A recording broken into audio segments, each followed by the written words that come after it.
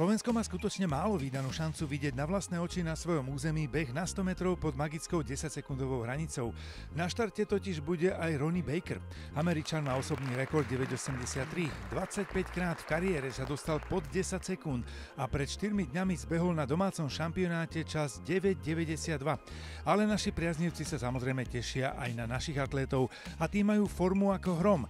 Danka Ledecká by sa chcela v behu na 400 metrov cez prekážky dostať pod limit na majstrovstvá sveta do Tokia, ktorý má hodnotu 54,65 a Danka je tohto roku od neho vzdialená iba 400. Bežať bude tentoraz aj s Emou Zapletalovou, z čoho môže byť skutočne veľmi rýchly čas. Mám takú príjemnú nervozitu momentálne, ja sa na PTS-ku strašne teším a verím, že to vygraduje skvelé časy. V rovnakej disciplíne mužov si Patrik Demeter vylepšil cez víkend na domácom šampionáte osobák na 49,23 a rád by sa priblížil k času, ktorý by sa začínal 48. Som celkom kľudný, potvrdil som si na majstrákoch, že tá forma ešte stále je a verím, že to bude opäť stačiť na nejaký kvalitný výkon.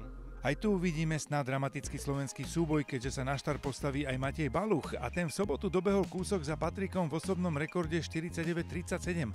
Naozaj mužské i ženské prekážky na štvorstovke môžu byť oslavou slovenskej atletiky. Tak atmosféra je tu vždycky veľmi veľkolepá a pri tých divákoch sa úplne inak beží.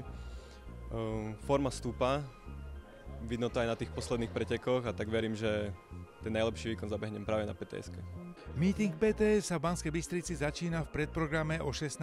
hodine. Hlavná časť sa bude konať od 18. do 20. hodiny.